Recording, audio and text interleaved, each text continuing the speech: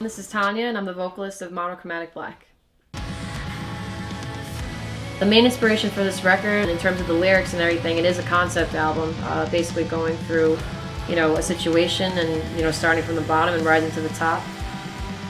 Pneuma, the definition is pretty much spot on for what the lyrics are about. Your creative force, the soul of who you are, and that's basically what all the songs relate to each other with is, starting from feeling really terrible to rising up and just, really bringing out your inner self, the best parts of you. It's not so much of a, here's the beginning, here's the end, it's more of, here's where I was, and going forward, this is how I'm going to handle things, or how I'm going to do things. So we really wanted to write music from basically our hearts to kind of help us what we're going through in our personal lives, and to maybe hopefully help someone else out there like music has helped us. So the writing process for Pneuma was it was amazing. It was very relaxed. Tanya and Eddie are a pleasure to work with. Eddie and I came together very quickly with the material. We kind of had a vision of what we wanted the band to sound like. I love the writing process with Eddie and John. It just works. We get along personality-wise, making decisions, writing, everything. It was really great. It was wonderful. When we got together to compose music for the album, we wanted to make something that feels real. We have such eclectic tastes in music, ranging from the lightest of the light to the heaviest of the heavy. So Pneuma is broken up into 6 songs that are linked together, so it's supposed to be listened to from front to back, but at the same time, if you do just want to listen to one track, it has that ability. Degradation, you can probably get it from the name. It was actually the last song we wrote. There's a lot of callbacks to some of the other songs on the record. If you really listen closely, it just kind of start the album off as a whole piece. Phosphenes, that's more of a scientific term. Basically what you see when you close your eyes really tight, those little sparkles or lights or whatever. Think of it when you're frustrated and you close your eyes so tight because you're so frustrated with the situation, so you kind of see where those lyrics tie into that. If you listen, it's actually the same beats per minute as Degradation, and it's a continuation of the track before it, as all the songs are. What I really like about that track is how it starts off, just, again, right out of the gate, blasting everywhere, but with a really cool melody over it. Tanya's spin on the beginning is it's absolutely incredible. It's so brutal, and yet beautiful and like eerie all at the same time. Visage, it's a journey. So after going through certain things, hopefully you want to try and move forward, so it's basically about a journey. It starts with a motif that happens throughout the entire song, going with different variations of it. Ranging from the brutal aspect of it to when it comes to the coda of the song.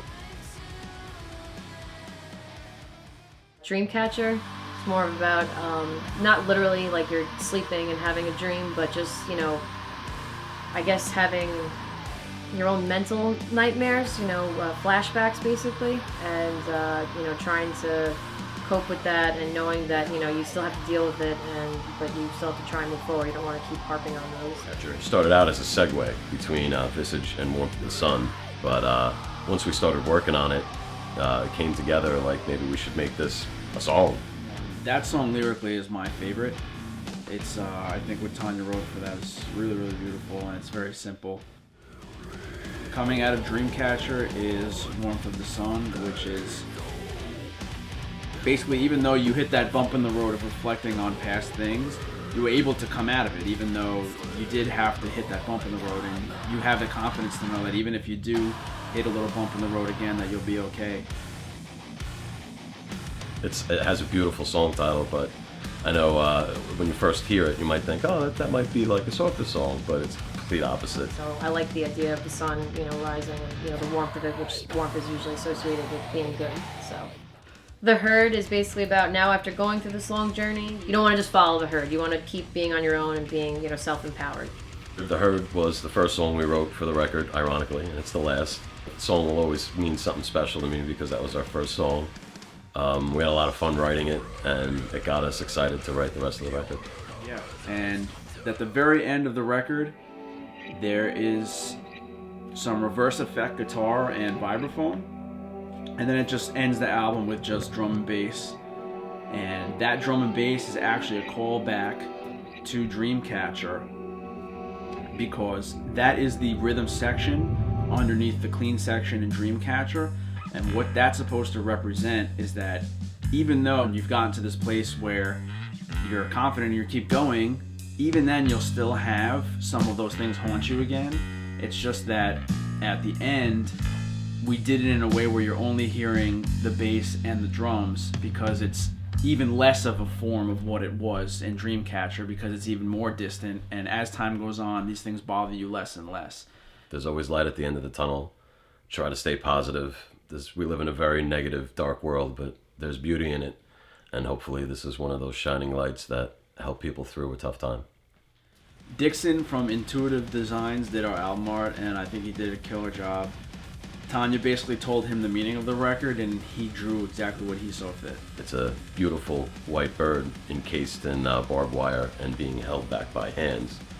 And obviously the concept of the album is a journey through self-exploration, becoming a better person. We wanted to showcase this beautiful being held back. The record we recorded at Westfall in Farmingdale, New York, with Anthony Lopardo and Ray Marte. Not too much like that, but like I guess kind of talking like how you were doing it. Okay. Just a little like even more like lifeless in a way. Okay. Okay. You got this, and then we're gonna move on. When going into the studio, we wanted to make sure that we were 100% satisfied with everything before even walking in the door.